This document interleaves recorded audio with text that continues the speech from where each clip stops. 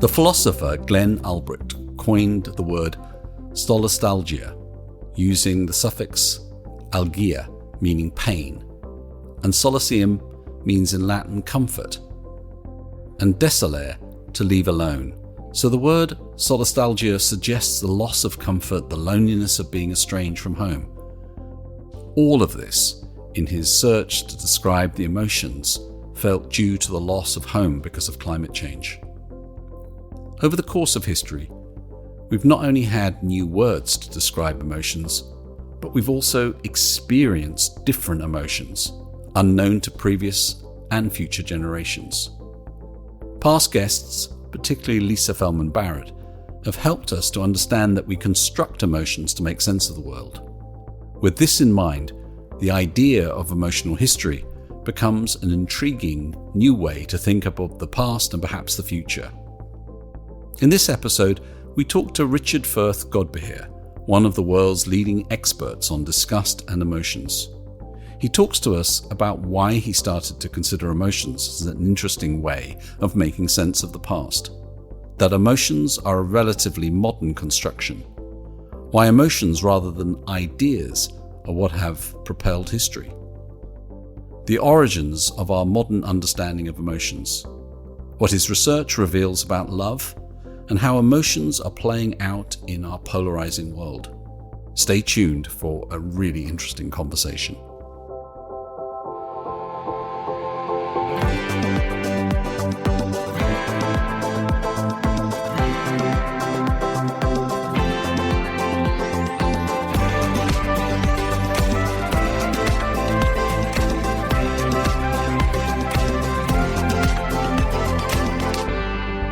Hey folks, welcome to the Evolving Leader Podcast, a show born out of the belief that we need deeper and more committed leadership to confront the world's biggest challenges. I'm Scott Allender, co-host of the show, along with my friend, Mr. John Gomes. John, how are you feeling today? I am feeling energized and excited and curious to talk to our guest today. How are you feeling? I was feeling a bit distracted this morning, but I had myself a 10-minute little meditation and body scan before coming on here. So now I'm feeling focused and eager and curious as well, because I've been really excited about this one, as we are joined by Richard Firth-Godbehere, one of the world's leading experts on disgust and a researcher on emotions history, science, language, and philosophy. As well as his consultancy work, he is an award-winning academic and an honorary research fellow at the Center of the History of Emotions at Queen Mary University, London. Richard, welcome to the Evolving Leader. It's great to be here. Thank you for having me. Well, we ask all our guests this, but we certainly have to ask you. How are you feeling today, Richard? Me, I am feeling good. Quite tired. I'm at the process of the book being sold to South America. And so I get people contact me at 9 in the evening saying, can you do an interview? Oh, when? 3 a.m. your time. Okay. But other than that, it's good. Feeling good. Well, in your excellent book, A Human History of Emotion, you explore two intriguing questions. How our emotions have shaped the course of human history, and how our experience and understanding of emotions evolved with us. Why, as a historian, did you start to focus on emotions as a way of making sense of the past? Well, it began back, as many things do, with research when I was an undergraduate. And my now wife, she has a phobia known as emetophobia, which is a phobia of vomit and vomiting. And it's something I wanted to understand. And I decided actually at the toss of a coin on history instead of psychology, but was still very interested in psychology. So I was always trying to find some way of looping that in to history somehow. And then I realised there was one, and I wrote an essay, an undergraduate essay for one of my courses on witchcraft and disgust, and got a massive mark and the comment, you should publish this, and thought, oh, I seem to have hit a niche here. This is interesting. And then discovered that I wasn't the first historian to think, shall we look at emotions in history? And there was this whole field that went back 20, 30 years. And found it deeply fascinating, the idea that you could look at emotions in history in lots of different ways. As a history of science, how did people think emotions worked? As a cultural historian, how did cultures examine their own emotions and understand emotions and work through emotions? As all sorts of different types of history that all have this banner, history of emotions. I thought, yeah, since I seem to have a knack for it, I'll carry on doing it. So you suggest that emotions are a relatively modern idea, a cultural construction. Can you talk to us about that? Yes, the current term emotion, in the current understanding, kind of comes from a guy in 1900 called Thomas Brown, and he was trying to answer an age-old question, which is how do we separate thinking and feeling? Turns out you can't, but he didn't know that at the time. But he had this idea that this thing that Descartes had talked about and other people, which was known as the emotion, which is how feelings came out of your body. They thought they started in the heart and they motioned outwards and then became an action. And when the passions hit you in your heart, because that's what they called feelings, passions and a few other things, they would then emote outwards. And he's like, hang on, but maybe that feeling, it's a bit like when you see something and you just see it. You don't see an apple and go, I have seen an apple, and then register you've seen an apple. You simply see an apple. So when you feel, say, fear, you don't think, I have felt some fear, and then act. It just comes in and emotes out. So that's what the feeling is. It's an emotion. Mm-hmm. And that is a category of feeling that we have now used, in the West in particular, English speaking, that's this kind of a category of feeling. But it's not the only category of feeling there's ever been. Like I just mentioned, passions. Passions are an old idea that a feeling starts in the sensitive part of the soul, part that feels things and then can affect your mind. But they also had affects, which were the things you thought about and they made you feel a certain way, and then you can affect your body. And they're good things like righteous anger. And there's also sentiments, which were the moral feelings. Someone is morally good, or someone creates beautiful art. You have this sentiment for it.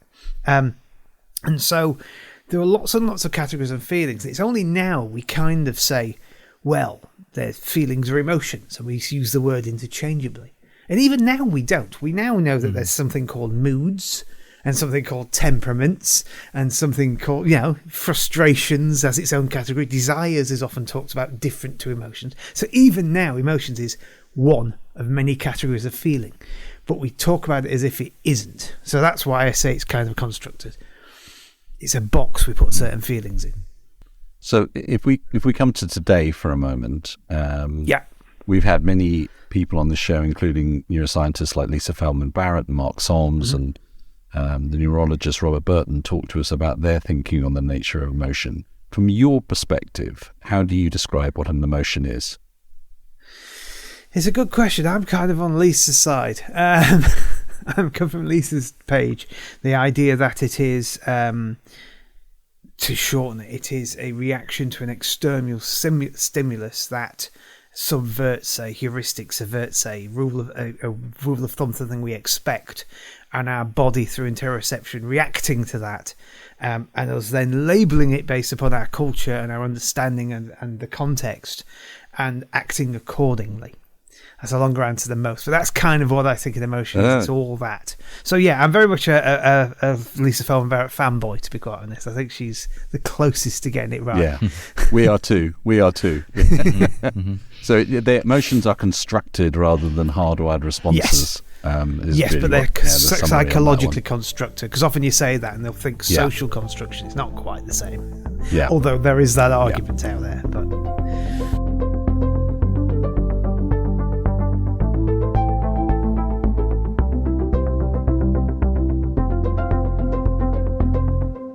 How do you actually study the history of emotions? Tell us more about the actual process of studying it, if you would.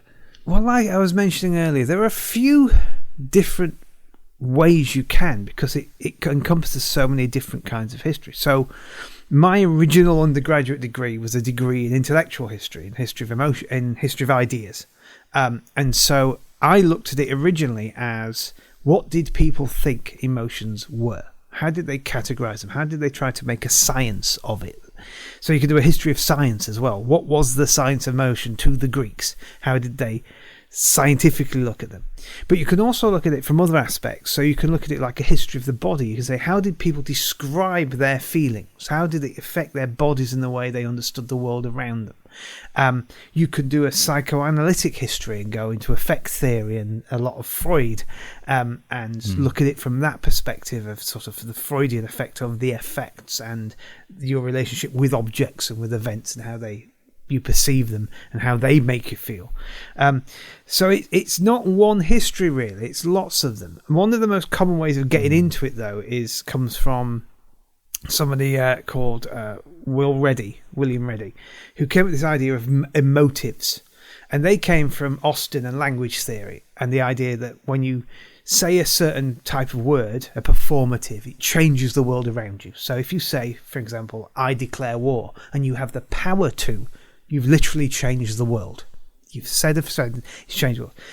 And he said, well, there are also emotives. There are things you can find people have written in historical records that you can tell is them describing, changing their emotional world, perhaps as they write it, or as they paint it, or as they record it. And he called those emotives. And so it's things like, I'm feeling happy, or I am sad, or it might be a noise like fee, which you'll find in a record, which is kind of yuck, and things like that. You can find these little emotives, these little sentences and bits in text where people are trying to either invoke an emotion in the person reading it, or they are trying to, if it's like a diary, a private thing, get to grips with emotions themselves. And that's kind of your way in as a historian, this kind of language.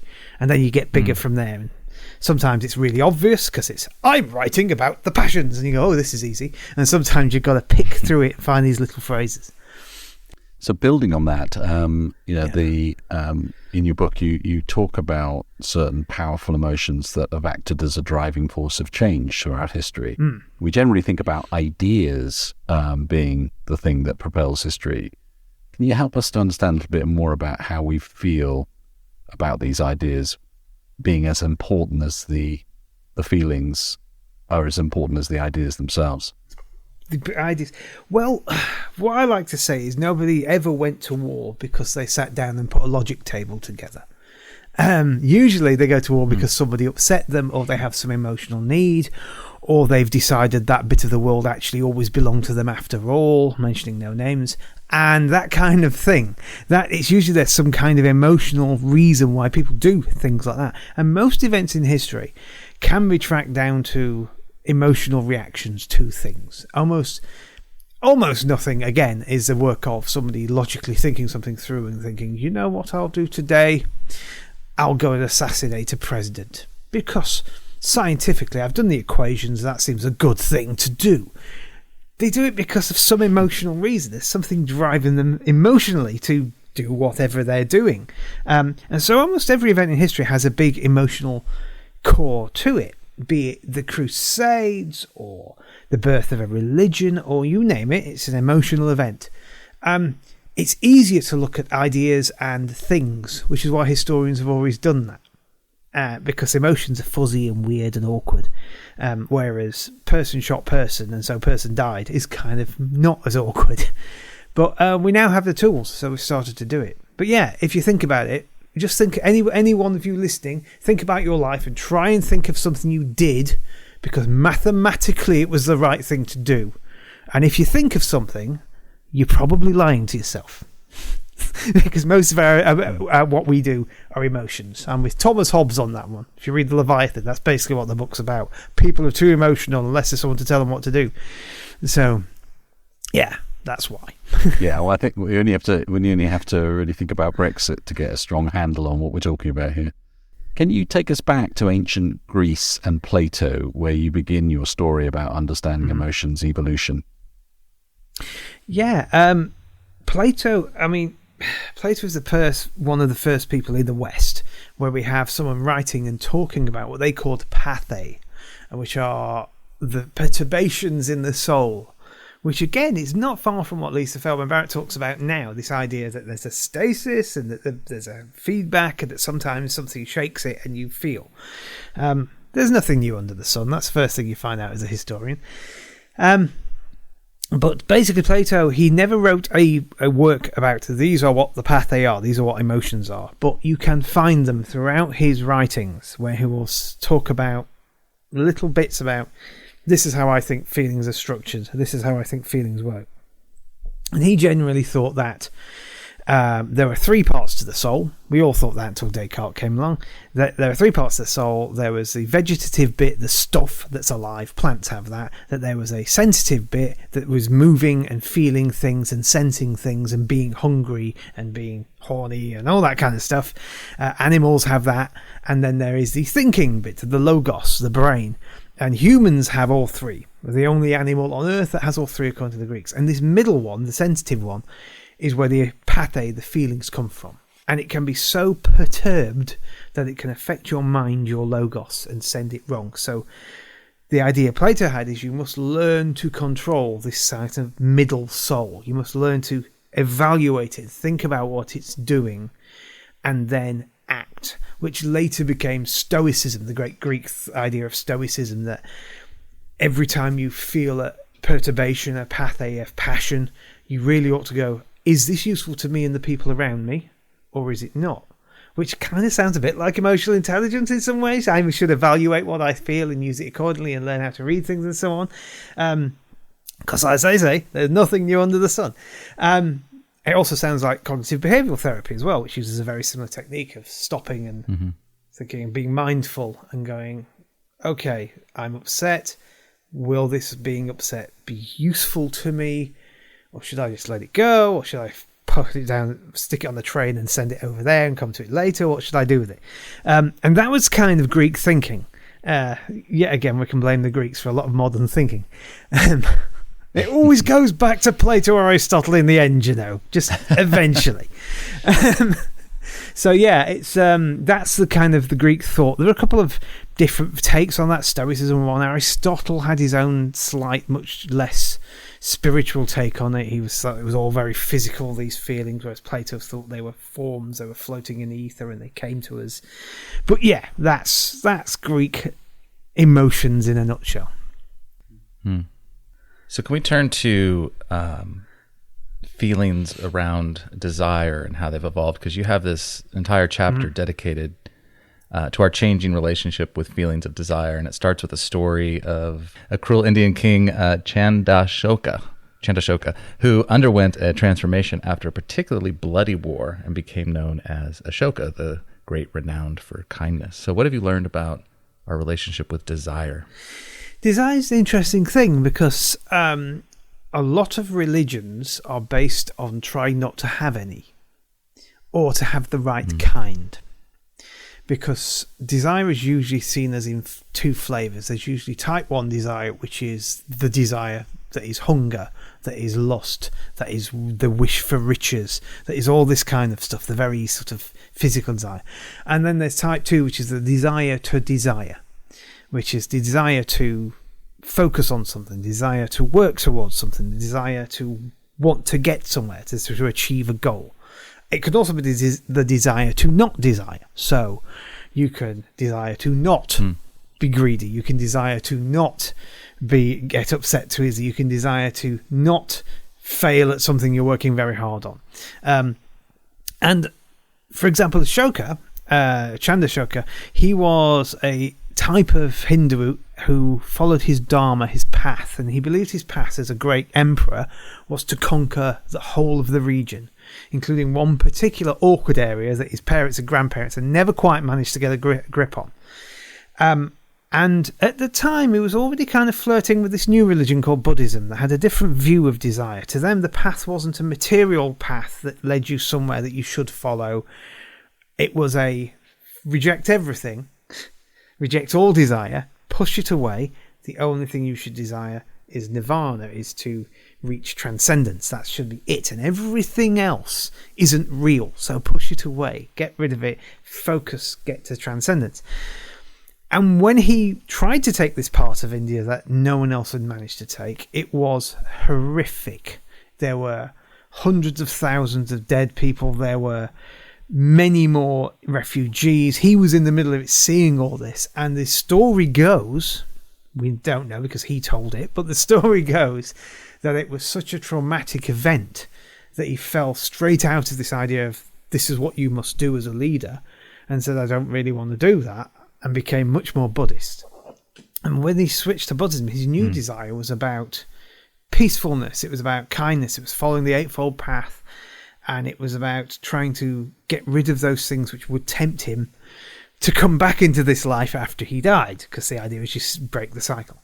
So this kind of desire was more a desire to not to desire. And as part of that, he started doing things like being much kinder to his people. He would plant wells on long roads so people could take drinks. He would command people to basically be nice to each other. He became a vegetarian because he didn't want to harm animals anymore. He did lots of things to completely change. There is evidence that he still does a little bit of torturing and a little bit of the odd bit of, raiding, pillaging and conquering, because these things are never that black and white. But in general, he's now remembered as this great man who had this huge kingdom, that he was very kind leader. And it was due to a change from a desire that was about focusing on a path that you should follow, and that's it. Blindly follow that path, forget about everything else, which is one form of the many forms that make up Hinduism, to this other kind of desire, which is about, no, there is no path except for not coming back after you die, breaking the cycle of life and death. To do that, you have to stop clinging to everything, get rid of it, and just focus on one thing. And also not get rid of it to the point where you're starving and that you're hungry, because that in itself is a desire. That in itself is going too far. You have to just balance. You have to be in a balance to get where you're going. So you're not hungry, but nor are you greedy. You're not cold, but nor are you warm. That kind of view. So yeah, that's kind of the story of Ashoka, who created. You can even see today. You can go if you go to India, even the edge of Greece, Turkey, I think it is. There are massive pillars he erected with his edicts on them, saying, "I am Ashoka. This is how I want you to behave. This is what I want you to do, and this is what I'm going to do for you," which go back 2,500 years. They're quite impressive.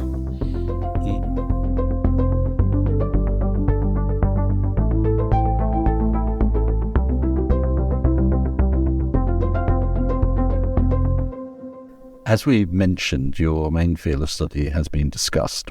So while some emotions seem very culturally specific, it might make sense that disgust, for example, is a universal experience, protecting us from harm, say rancid food. You're not so sure, I believe. Yeah, I don't think disgust itself is. Interestingly, when I started my PhD back in the last ice age, I wanted to show that disgust was universal and go back to history to prove it. And I did the opposite. I went back there and went, hang on.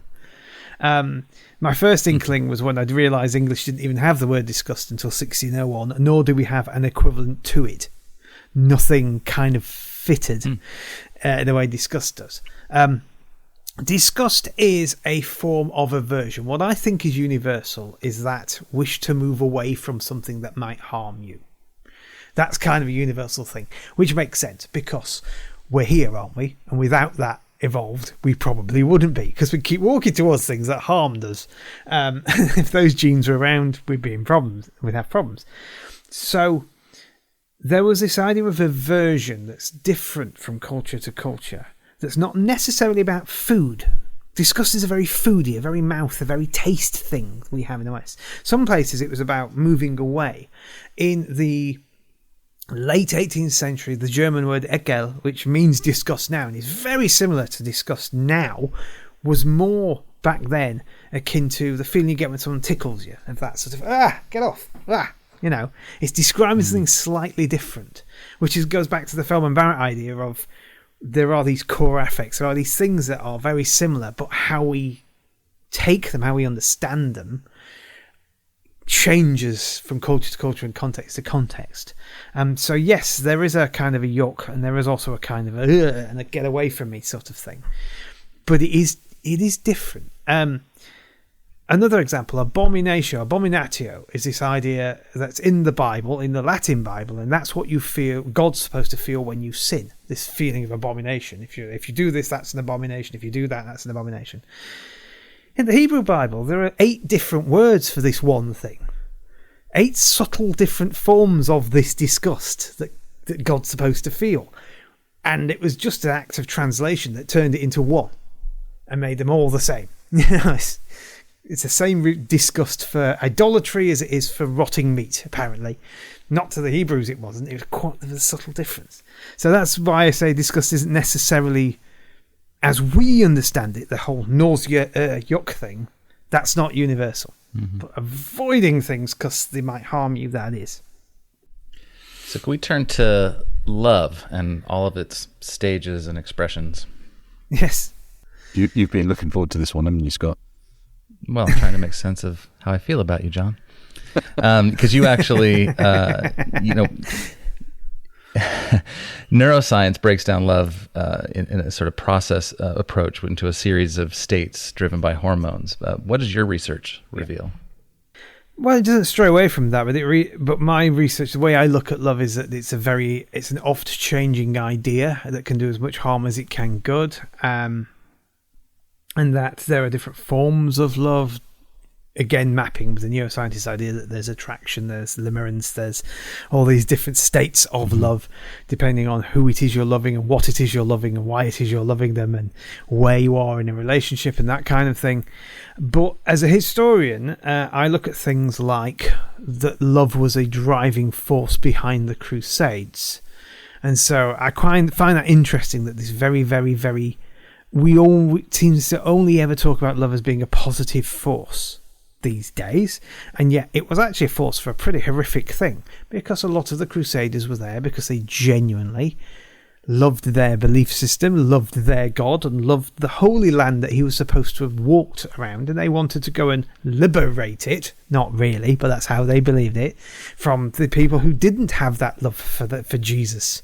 And so love was a powerful force in driving the first and subsequent. The later crusades were more about making money, but the first crusade in particular, love was a powerful force to drive them there. So it can be dark. And it's also, one thing I get quite a lot, I get asked about, what about oxytocin? And I'm like, yeah, oxytocin's complicated. It's not, I have oxytocin, so I love you. It's, it's more about belongingness and boundaries. When I look at the science about oxytocin, about being about belongingness and in-group and out-group familiarity and links and bonds and all that stuff, and I look at history and the way things work in history, wars, even the Crusades, I go, yeah, that does kind of fit. So I'm not against all that. It's just how I see it in history is kind of different. I look for love in weird places.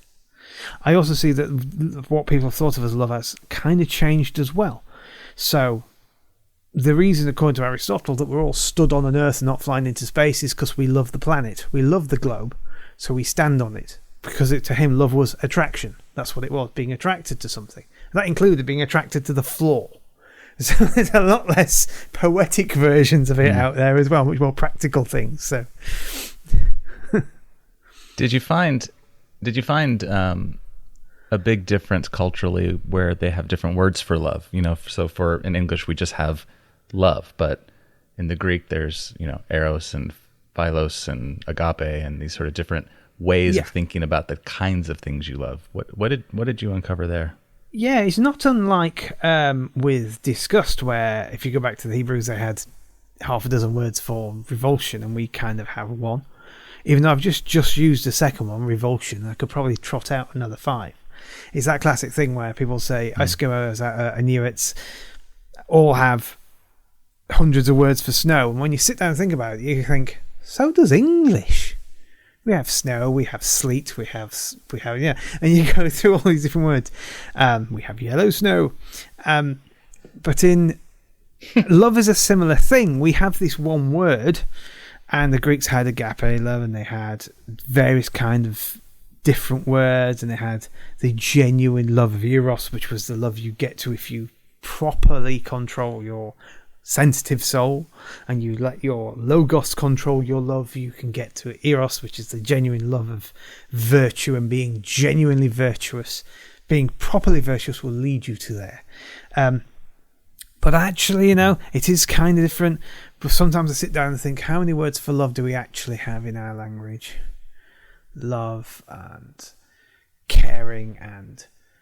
you can go through them. Right? If you sat there for long enough, you'd find half a dozen that are subtly different in a similar way. It's just the Greeks like to write. The Greek philosophers like to talk about them a lot, so they seem like we've been much more in depth than we might have been recently. But yeah, it's very interesting that they're two main, they're big loves, which is Eros and I always pronounce this wrong, Boulais, are the same thing. But one gone out for the right reasons, for virtue, for using the mind to take you on the journey.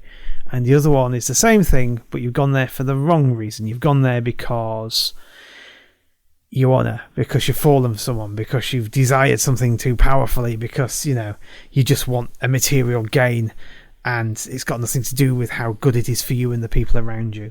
The same idea came back with the saints. I was about to say St. Jerome, but I don't mean St. Jerome. I mean St. Augustine, who had this idea that there was love and there was self-love. He talked a lot about agape as well.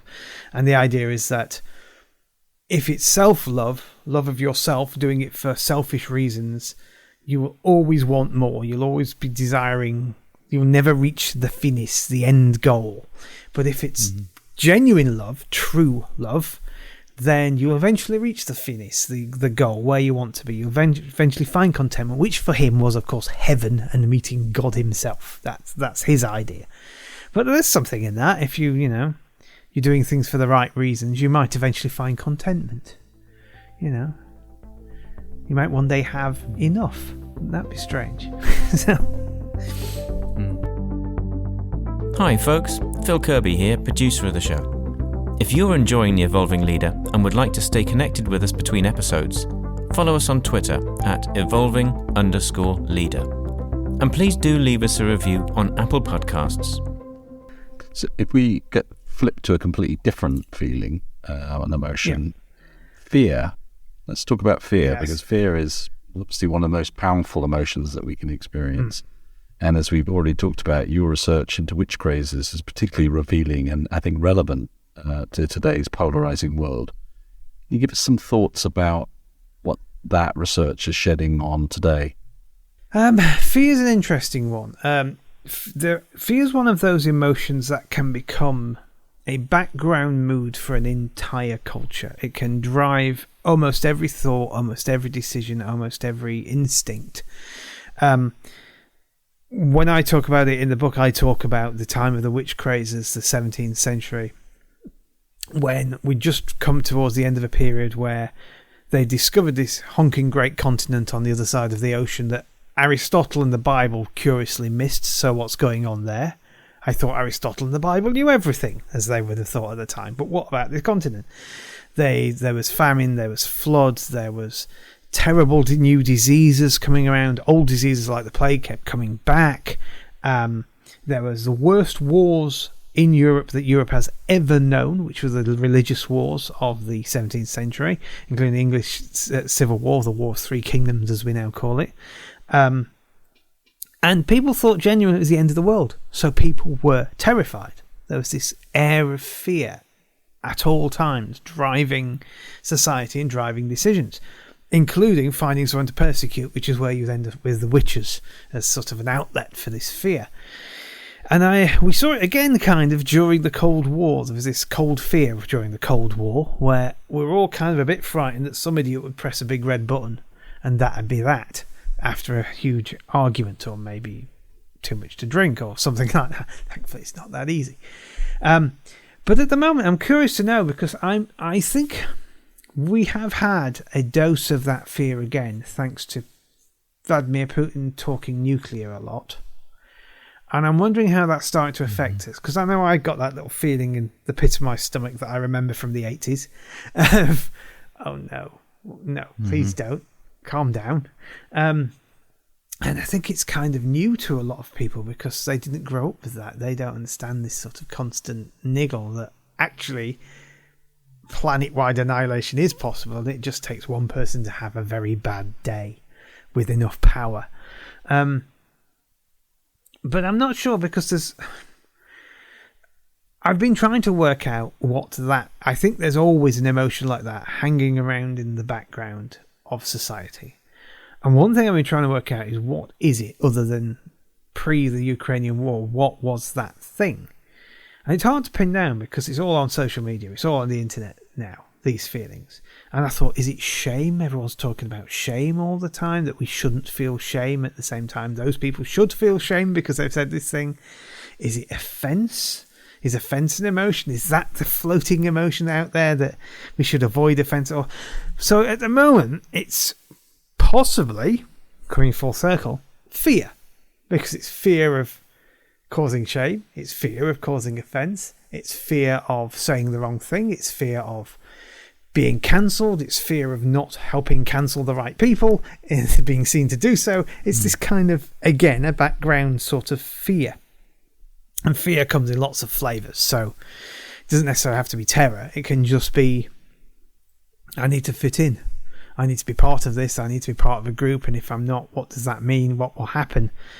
Which brings us back to oxytocin and groupthink and in groups and out groups. But I'll leave it there before I go down a very, very long and dark tunnel, wrapping myself up in emotions as I tend to do. That makes so much sense. Let's pivot again.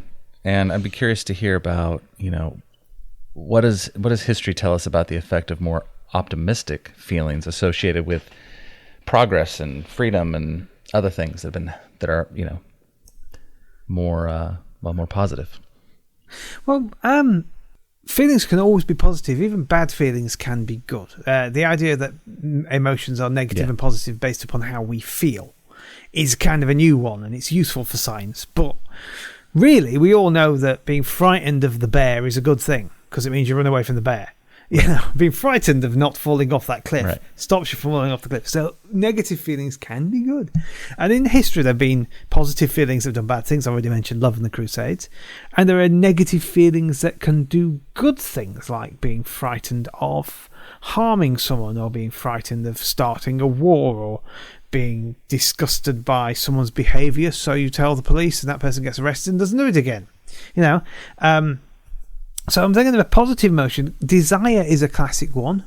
The desire for freedom, the desire for a new way of being, the desire to have life, liberty and happiness in the case of the United States, which was a strong force in the breakaway from the UK and in the independence movement. A lot of it was about a desire for something better that was fueled by the great Enlightenment philosophers and their ideas, and them saying, well, we all want this, why don't we just try and have it, and then having a wonderful excuse of taxes.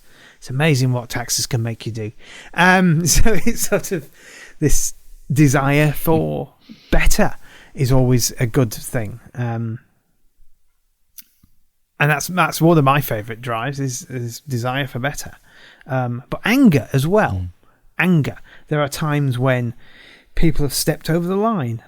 Usually the British Empire stepping on some country's toes, and the people in that country going, I've kind of had enough. So I tell the story of Yara Santewa, who was a queen of a people who are now in the region of Ghana in Africa, and they stole her golden throne that belonged to her son, which was the throne they sat on, the golden stool, and ruled from. The idea is when you sit on this stool, it connects with all the people spiritually. So it was a big deal to them.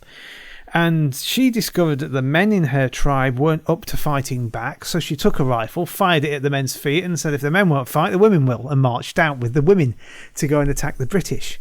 And they lost to the might of the British Empire, but they took a good chunk of the British Empire over there with them before they did, these warrior women.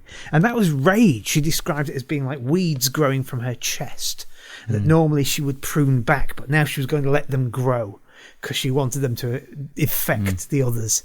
So there's a great example of a positive emotion. Anger can be an energy sometimes. Just don't let it, don't get carried away with it. That was, I think it was Johnny Rotland's quote, wasn't it? It was. Public Image Limited. It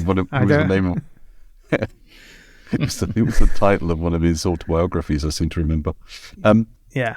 So Can we go back a step? And you mentioned Thomas Hobbes and the fire, but also there are a number of other people like Descartes and Thomas Brown that you mentioned who've had a really profound influence on our modern understanding of emotion. Yeah. Where was that turning point? Can you bring that together for us in terms of telling the story around how that shifted our understanding of human nature?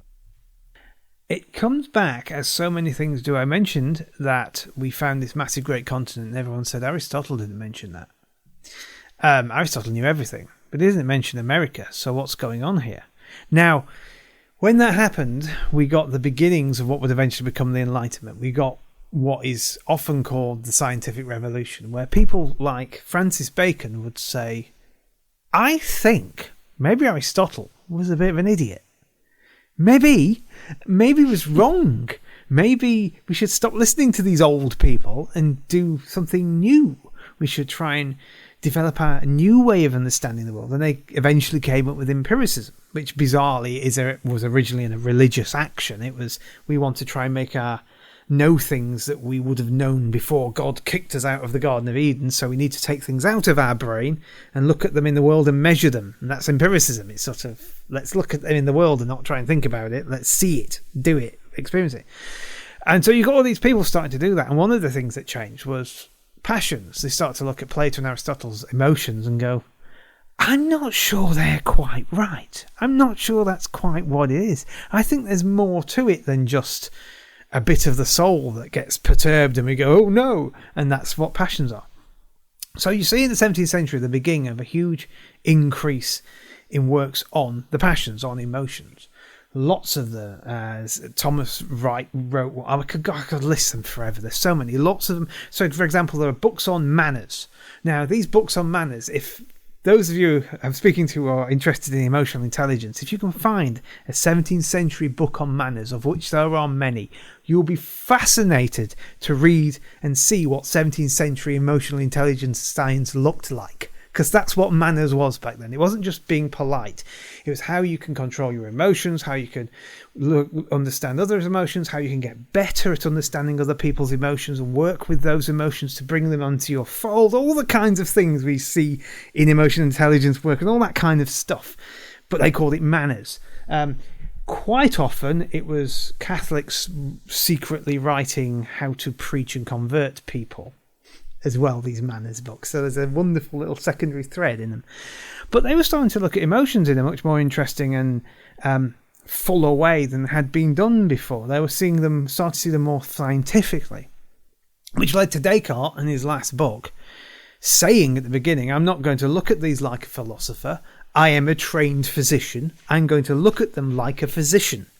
And actually writing a book about the passions from what he believed was a medical standpoint of cataloguing them, saying this is how they work, this is what they are, this is how you can spot them, this is what happens if you lose control of them medically and what you can do to correct that, and sort of being a bit more scientific about it. And so he spurred on lots of other people to do a similar thing, including Thomas Brown. They were all called Thomas except for René Descartes, funnily enough. Anyway, so Thomas Brown then, like I say, found this way of separating them. And from Thomas Brown's new idea, this guy called Charles Darwin went, well, that idea fits in with what I see in the animal kingdom. It fits in with evolution. That the idea we evolve, the same we evolved sight, we evolved fear. The same we evolved hearing, we evolved love. That makes sense. So he then wrote... He then wrote about the emotions, and his last book, Descartes' last book, was about the emotions. Darwin's last book was about the emotions. There's something going on about last books and emotions, but that's a whole other thing. But he wrote the expression of emotions in man and animals, and to try and again catalogue scientifically what emotions were, how they worked, how they were similar, how they were different. In different cultures, how they were the same everywhere in certain circumstances. And then you get people like James, who comes along, William James comes along and says, yes, this makes sense to me as well, because I understand emotions as this construction of feeling that you get when you experience something. And he creates a psychology of emotions idea. He writes the first paper of emotions from the point of view of psychology, of the mind. Some argue David Hume sort of did that as well, but David Hume's work on emotions, passions, is very patchy and weird, so I like to put him over there and say, yeah, if you like. But really, James starts to really scientific as a psychological thing. And so you get this progression from Aristotle was wrong, Descartes saying, I'm going to look at these like a physician, to Brown saying, this is what these are, this is how we categorize them, to, yes, and that category works with evolution, to, yes, and it works with the brain. And that kind of kickstarts modern science as we know it. You get Charcot and Freud and Jung and everyone who comes after him.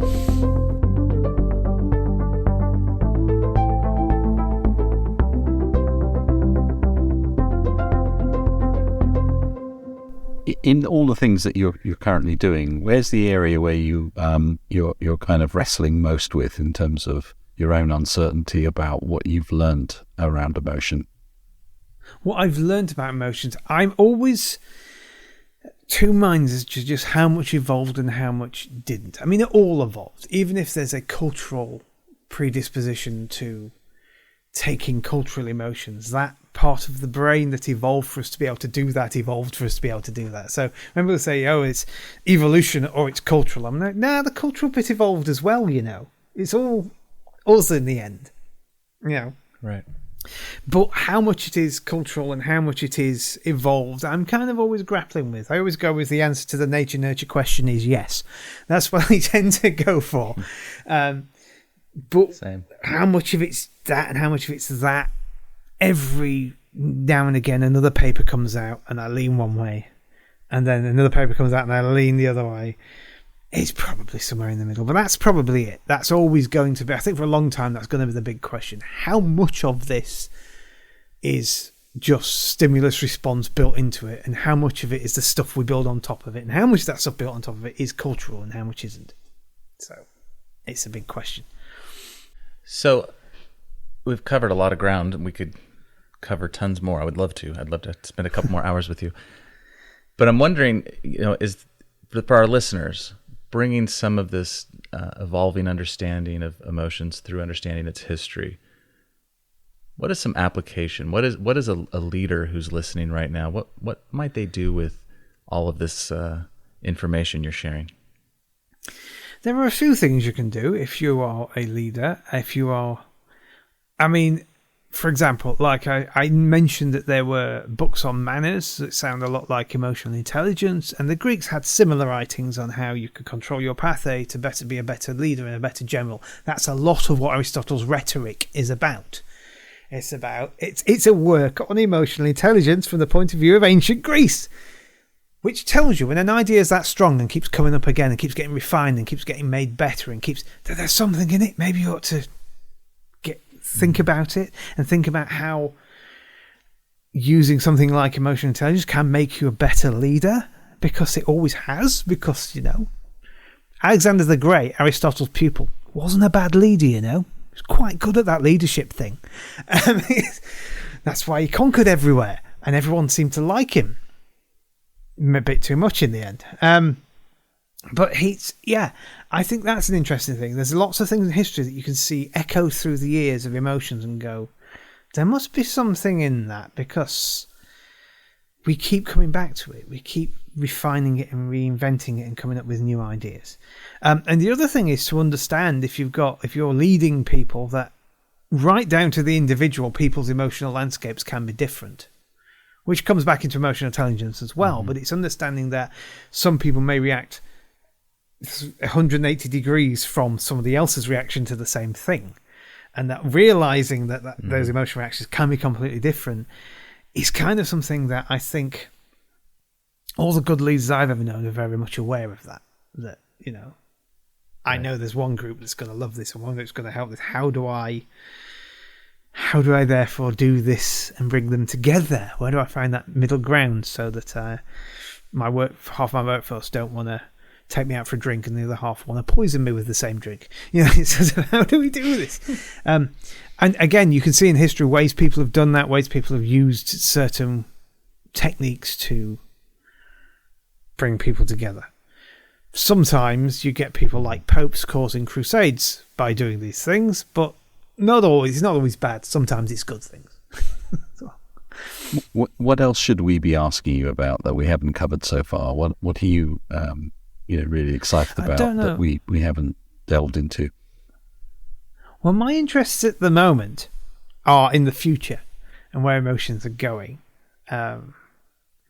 That's what I'm really interested in. I've recently been looking at an emotion that's been called, what's it called again? Solastalgia. Solastalgia, that's it. And basically it's the emotion that is expressed all over the world consistently by people who have had their homes destroyed by climate change. And I'm finding it fascinating that everyone they describe this mixture of fury, shame, and deep sorrow for the loss of their home not being there anymore. Sort of, it's almost like a sad nostalgia, and it's all expressed together. And that's what I'm really interested in at the moment. I'm finding that quite curious, and I'm that it seems a universal reaction to something like this. Because it's happening all over, and I want to know whether it's just us, just the scientists making it universal, going, oh, we've got this box and they're doing that, let's wedge it in there. And actually, if you look at it closely, it isn't quite so neat fitting, or whether actually there's a universal reaction to the world destroying something and knowing that something could have been done about it, but we never did. So that's kind of where my research is at the moment. I'm working at Watson University, Business University in India. I'm not in India, sadly. It's much warmer. But I'm working with them on this kind of idea and how that can impact, funnily enough, business and leadership thought, and how this emotion is impactful on ideas of, one is people who are trying to make money from this emotion, which is a bit strange, and the other are groups of people who are trying to find ways to just to understand it and see where it fits in with the landscape of things in the world right now. Because that's where I am. I'm also interested whether or not you think there might have been a highly characteristic and shared emotion around COVID, and the different stages of it from the initial lockdowns. Yeah, COVID's an interesting one. The research is being done. I see the papers popping out every now and again. And at the moment, a lot of it is people weren't very happy during lockdown because they were lonely. And a lot of it's about loneliness, which of course is worse than people think it is. It's a potentially fatal disease, is loneliness. Whereas group animal, we like to be together. We're very much a herd. But it's not something I've looked at much, but it is something I plan to. Like I said, my research is going into the future, so I'm thinking about that. And so I think the science is going to be coming out more and more about how COVID shaped emotions as much as emotions shaped COVID in different places. The one thing I have seen, which I find interesting, is masks. Because, and this links to emoticons and emojis. In the East, emoticons usually differ by the eyes. Emotions are expressed with eyes as much as they are with the mouth, but primarily smiles and sadness are about eyebrows and eyes. In the West, it's from the nose down. And there are some papers that think that the reason the West had a backlash against masks is because people weren't able to read each other's feelings when you had a mask on. Whereas in the East, they still could, because they used to express them with their eyes, whereas we don't so much. And that's interesting. I'm not entirely sold on it, but it is quite an interesting explanation for why some people freaked out about masks for a while. But that's really a bit of COVID stuff that's curious, yeah. But it's tentative research at the moment, so let's see where that goes. I won't commit until it's better, so there's more of it. Like a good scientist and historian. But it feels kind of intuitively right, doesn't it? It does, yeah. There are also research that suggests in the West we're very good at tracking emotions with eyes that kind of blows it to one side a little bit. So like I say, we'll see. So, Yeah. Well, Richard, I feel very grateful right now is my emotion because I thank you for your time and sharing all of this rich research with us. It's super interesting. And I encourage all of our listeners to pick up your book today if they haven't read it already. Thank you. No, Yes, I agree with that. Definitely. I've really enjoyed this because it just makes you, it gives you kind of headspace, I found when I was reading it, because it's not like either a typical history book or a science book or even a business book or anything like that. It actually is just a pure pleasure to kind of inhabit these different aspects of history. So it brought something very new to my thinking around this, and it's beautifully written as well, Richard. You obviously are passionate about this topic, so thank you for that. Yeah. Yes, thank you. Yeah. I'm kind of passionate. The book exists because people don't know this field even is a field. So I wanted to tell the world, or at least some of it, look, there's this field and it's fun. So, well, until next time, remember, the world is evolving. Are you?